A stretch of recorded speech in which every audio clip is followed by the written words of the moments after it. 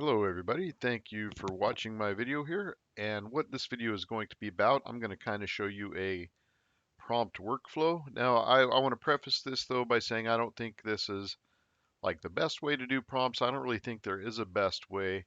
I think you should just watch, soak in as much information as you can. So I'm just kind of showing you what works for me. And my main goal of this workflow here is to generate a unique, kind of good looking prompt as quickly as possible. I try to kind of keep everything organized so that I'm not wasting a lot of time, sitting here for an hour and only come up with one good prompt.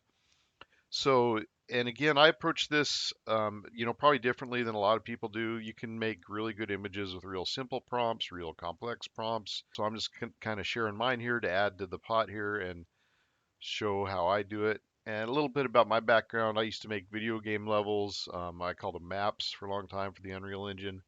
And so a lot of my kind of ideas of design come from that. And so the first thing I always did, both in that, in making maps and with prompts, is I first wanted to determine what kind of a scene I want to make, specifically whether it's going to be indoors or outdoors. So those are two big classifications for me. The very first thing I'll do is I'll just split it down to two groups. It's either an inside scene, in which case, there can be a lot of detail, furniture, maybe the inside of a store, a museum, art gallery, that kind of thing, or an outdoor scene. And I'm kind of more drawn towards outdoor scenes just because there you can really make big kind of epic landscapes and cities and things like that. So that's the very first thing I will do. I'll decide, okay, do I want to make this inside or outside? Okay, and then so I think for this first one, I'm going to stick with outside. We'll try something outside first. Then once I've narrowed that down, whether I'm doing an indoor and outside scene, I'll start thinking of the various environments and subjects. And so for this one, I think I'm going to pick a desert and let me see. I'm going to try to think of something I haven't done here. And sometimes this takes me a couple minutes. Um, I'm just going to do, and I'm going to I'm just showing you these kind of spontaneous because I wanted to show you my actual workflow and how I come up with my prompts that I post. My goal every week is to come up with prompts that are either I don't really shoot for unique. I try to think of something different. I do try unique, but you don't always get that. I get stuck in ruts like everybody else. But my goal each week is to just kind of expand my prompting knowledge, and then every new thing I learn, each little section of my prompt, I can use that in a different prompt for the future. So I think I'm gonna do a desert, and I know something I haven't done yet. A power station. Like utility. I mean, just think of the world. Just think the world. What's around you? There's schools, churches, bus stops, power stations. So I'm going to start with that. And I always start my prompts extremely simple. I just have the subject and the environment. So I'm just going to do a power station in the desert. And I'll go ahead and run this. This just kind of gives me an idea, a little bit of an idea of what it will look like. Of course, it's going to look a lot different once we start adding in the modifiers. But right now I'm just kind of doing a test run, and usually if it just looks really bad, I'll think maybe I need to pick a different subject, or maybe this would look better in a different kind of environment. Okay, that looks pretty good. And actually these kind of remind me of reactors, so this actually kind of gives me a idea. Let's make it a nuclear reactors in a desert. Okay, and then so I'll usually kind of start off with something kind of mundane or normal, or maybe something really epic. But in this case, this is something that okay, yeah, I haven't seen this before, so I'm gonna do this. We'll stick with this. And now the next thing, of course, we'd get those kind of looking. So the very next thing I will do, usually I will try to find an artist, somebody that might add a little bit of uniqueness or something to the flavor of the image. So what I'm gonna do now, and I've posted some great artist guides, and artists are your most powerful modifier usually, because these generators are really good at picking up the image that the artist has made. And so I'm going to look for, let me see, let me go ahead and share. Okay, we can see it there. So I'm going to look for an artist now that I'm going to look for two artists actually, like architecture and landscape artist. And you don't have to. You can use an artist that has nothing to do with what you're doing, but I'm just going to kind of show you my workflow. So it kind of starts with me with these three things: the environment, the subject, and then the artist. And then I'll kind of get more into, and this one's kind of a surreal artist, so I'm going to use this just to give it a bit of a, well, no, let's just stick to landscape and architecture. Okay, so I've also found too, even if you want to do like a fantastic kind of surreal scene, it kind of helps to start with something a little more grounded that will represent what you're doing and then kind of get crazy with it maybe. But I'm going to go ahead and find, okay, there we go. This is a really good artist. This is one I've used before that adds kind of a lot of depth and 3D look to everything. And so this artist is one of those that acts as a great modifier. It might not necessarily look like their work, like if you see their works, a lot of 3D sculptures, it looks like. So I'm going to go ahead and throw this in there. And I'm just going to put by. You can use it in the style of that kind of thing. I usually just do by. So I'm going to add this artist and one more. Now I'm going to try to find kind of a realistic landscape artist to go with it. And this one's a classic. I have Zofsky, so let's go ahead and use him. But this is a really great list here. I actually have it saved, but if you notice, this goes just on and on. It kind of becomes a little less effective the further it goes. Let me see if I can see an example. Okay, like this. Like you'll notice a lot of the portraits look like this. This basically means the artist isn't really adding anything to the prompt. So let me see if I can find another one. And you'll just get that kind of same, see like that looks really similar. So a lot of the artists, if it has that same looking woman there, that means that it's probably not recognizing that artist very well. And it's just doing what it would do default if you didn't even have that artist. And like, see, there's another one. So let's go ahead and go back now and add in that artist. Okay, and then I'll just run this here again like this. Okay, and that looks kind of interesting. It's a little monotone there. That's probably from that first artist I picked that does all the sculptures.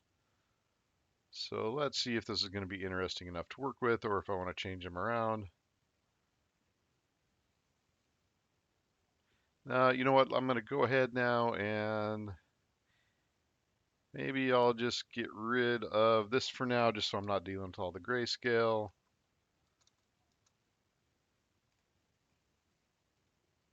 And I'm just going to, let me try to pick something I have. Here's one. I don't think I've ever used this artist.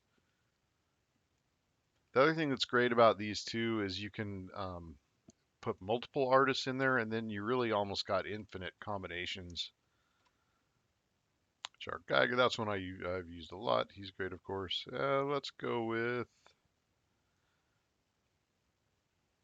this one, Thomas Cole. I'm familiar with him. He does great landscapes. He always adds really kind of realistic, classy looking landscapes. So I'm going to go ahead and put him in there as well. Let's render this, see how this looks. Okay, there we go. That looks kind of interesting, kind of colorful and strange. So yeah, so I'm going to go ahead and stick with this. This can give us kind of a variety here. And I'll usually run like 3 or 4 batches in the beginning just to kind of get a general idea. And so then the next thing I'll do is I'll start kind of trying to think of modifiers for within the prompt here for the nuclear reactor. Maybe like, let's put a sci-fi nuclear reactor with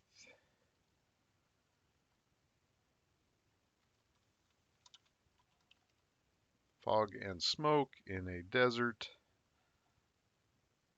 of an alien planet. Just try to make it more interesting. Then we've got and then after this, the other thing I'll do is I call these just kind of add to source material. If you want to put ArtStation in there or trending on ArtStation, that's what that does. It just kind of gives more of a reference to use to find the images. So I'm using ArtStation, DeviantArt,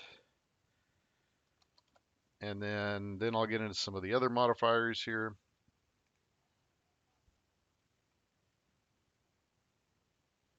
So right now I'm just kind of checking my modifications here. This kind of adjectives I use to describe the plant and the I added a little bit to the environment with fog and smoke, an alien planet, and I also put a sci-fi nuclear reactor plant. Kind of make. I could also done something like futuristic. But yeah, now it's starting to look kind of interesting, kind of different. And so then the other thing you can do is decide what kind of image it is. Is it a painting, a photograph, that kind of thing? So let's go ahead and I kind of like using photographs when something looks kind of surreal or weird like this does, because then it can make something that looks kind of realistic and weird, and that's always kind of cool. Okay, so I'm going to put a photograph. And another thing like photograph would be like an airbrush painting, an oil painting, that kind of thing. And now the other thing you can do is you can choose how it kind of looks with the render. Like you can use Unreal Engine, which will give it more of a 3D look. So let's do that. There's a couple others like that, like Octane Render. I'm just gonna put Unreal Engine. Okay, there we go. And sometimes it can make it better. Sometimes it can make it worse. Sometimes it can make it look really kind of fake and video game like. So we're getting a bit of depth there. It almost looks like we have lost a lot of detail, though these are pretty sparse. So let me take out that fog and smoke. Okay, there we go. And that looks a little more interesting there. Okay, so next thing you do, you can actually put modifiers kind of on your modifiers. Like if you see in this guide here, it has like fast shutter speed. That's good to kind of simulate a stop action photograph. Telephoto lens, wide angle lens, deep depth of field. There's all these kinds of things. So let's go ahead and do, let's do a, let's just do a deep depth of field and throw that in there. So we'll put a deep depth of field photograph of a sci-fi nuclear reactor plant in a desert of an alien planet. And then I've got the artist and then Unreal Engine, Art Station. You can also throw in things there like hyper realistic, that kind of thing, 8K render, all that stuff. And some of it has more effect than others. But like I think right now, so now this kind of looks like, this might generate some kind of cool images if I did a batch of them. Definitely kind of different and unique. At least for me, I haven't seen any like this. So that's what I always, yeah, and I kind of like that one. That one's kind of cool. And so that's just kind of my workflow on how I do scenes. Now let's go ahead now and switch it up and I'll show you a couple more here. Let's go ahead and do indoor scene this time. So this time I'm just going to go ahead and keep in the art station and DeviantArt. Those are the two I usually keep in, not all the time, but like I said, it'll usually give you more if your prompt isn't looking like something. If you put those in, a lot of times it'll make it look more like what you're trying to do because there'll be more sources for it. But let's think now of an interior setting. This could be, there's so many things I haven't done yet. You could do a grocery store, a hockey arena. Uh, I know, how about a UFC fight? Let's do an interior, the interior of a UFC fight. And then let's just go ahead and run this and see how this looks. And then we'll try to think of some interesting artists here. A lot of times too with people, the problem is if it's not just like a portrait, you'll get kind of strange looking people, kind of mangled people. So sometimes it's not good to have crowds and things, but yeah, that's not too bad. That looks interesting. You can tell, that it's an arena and a fight, and it has that big UFC logo there. So now this kind of gives, and you see those what I mean. You get kind of these. So sometimes these prompts aren't really that good. That one actually came out all right. So now let's do something. Let's make it a little more interesting. Let's put a UFC Mortal Kombat fight.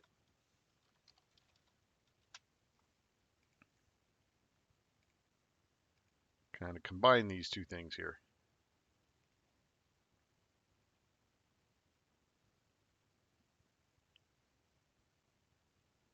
Okay, there we go. That's getting kind of crazy there. Okay. And that looks really bad. That's pretty bad.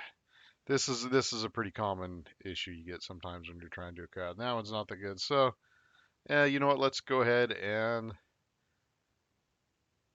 change this up. Let's get rid of the Mortal Kombat. Let's do a couple more and see if this is one we want to stick out or just come up with something different.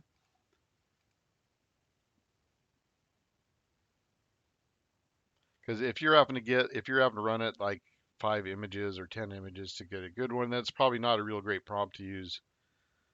It might be kind of unpredictable and so this one's all right. It's not bad. It's not great. Let's go ahead and let's pick something with no, that's not too bad. Yeah, let's pick something with a little more consistent good results. Let's go ahead and pick something that doesn't have a crowd. Let's put something abandoned. Let's just do an abandoned warehouse. Okay, there we go. I think that's a pretty decent setting. So what I usually go for here when I'm first starting one is just kind of a good setting that's going to be consistent. Then I can maybe add some interesting elements in it. Okay, there we go. Okay, so let's see. Let's do the interior of an abandoned warehouse. Let's just do something weird here. Dragon eggs. So we know our warehouse was running okay. Let's see if we can throw some dragon eggs in there and give it kind of a weird, kind of one of those things you only see in AI. That one, I don't like it so far. Yeah, it just kind of looks like there's some that are kind of cool. See that's what I was kind of hoping. Let's go ahead and give this another try. Let's do this. Let's do Fabergé dragon eggs. And Fabergé eggs are those really detailed ones with gold and jewelry. The Russian royalty used to have them made, and they're pretty cool to just do still images of like close up. But let's go ahead and see if this does anything. Nah, that's probably going to be a little too specific and weird for it. Yeah, that's not doing anything. Okay. You know what? Let's just go ahead. Let's just leave it the abandoned warehouse, and we'll try to make this interesting using some lighting effects and things. That's another thing you can do. We'll go ahead and keep this photograph. Oh wait, you know what I didn't do yet is an artist. So let's go ahead and find a couple of artists here for this. And let's see here. Let's just pick something interesting. We can pick this sci-fi artist, and we'll throw one more in there. Yeah, shelves and stuff. This might look interesting in a warehouse. And those kind of artists where they're real specific and how they're usually good if you combine them with other artists. It'll kind of give it its own kind of unique sort of flavor. Okay, well, it looks like it's kind of mixing it up with the detail there, so that's good. Now let's go ahead and try to make this interesting with some modifiers to the photograph. So here's lightings. So let's do this golden hour or mostly silhouetted. Now we'll go ahead and do golden hour. And let's go ahead and throw in some. Here's another one that's kind of like Unreal Engine.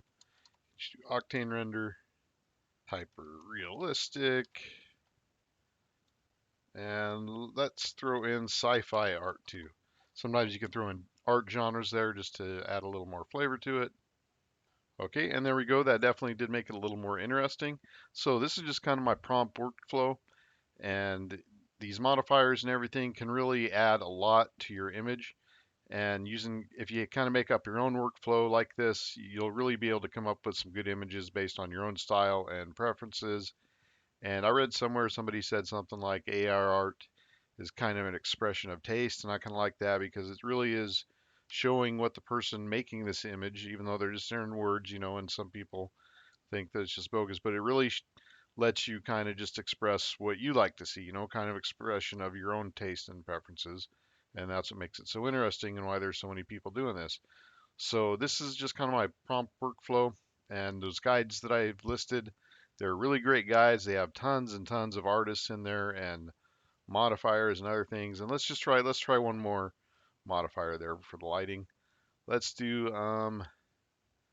like define direction. Let's put lit from above. That's the other reason why I really like using these notebooks instead of those apps and things is because you can experiment a lot here and you don't have to worry, about using your credits or anything. You can experiment until you got something you really like. And so that's my prompt workflow, and that one looks kind of cool. Yeah, so this is a really good kind of way to just like I said, experiment, kind of get it to where you have the image where you want. And then once you kind of do the basics, then you can start adding in all these modifiers and everything.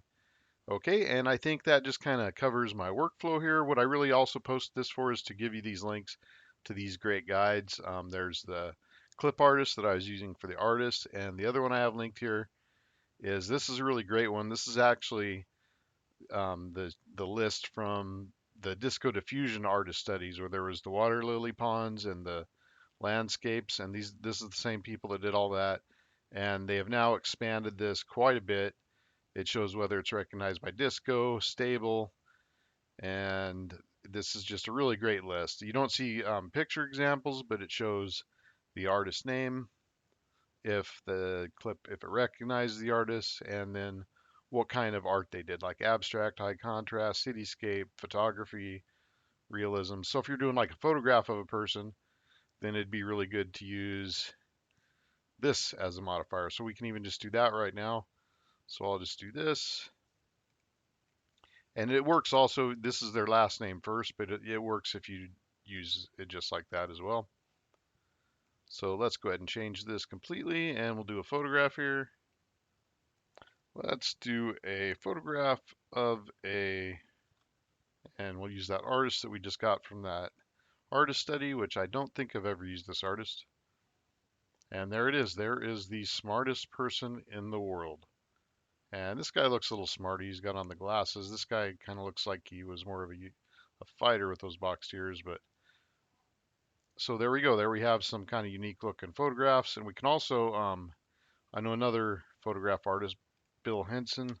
And so you can also combine it with something that's not even related to the subject just to kind of give it some more flavor and everything. And there we go. And Bill Henson does kind of add dark colors sometimes, usually not black and white, but and also sometimes like this one isn't as coherent as the ones without Bill Henson. So there, that one looks really realistic. That's a typical effect from using Bill Henson. It'll be kind of dark. Well, one more thing, I'll just go ahead and show you too where you get the prompt book on that link. It's not a direct link to it. So on that link, click on that and then scroll down to this part, and then you can download the PDF file right here. So again, thanks for watching. You all have a great rest of your day.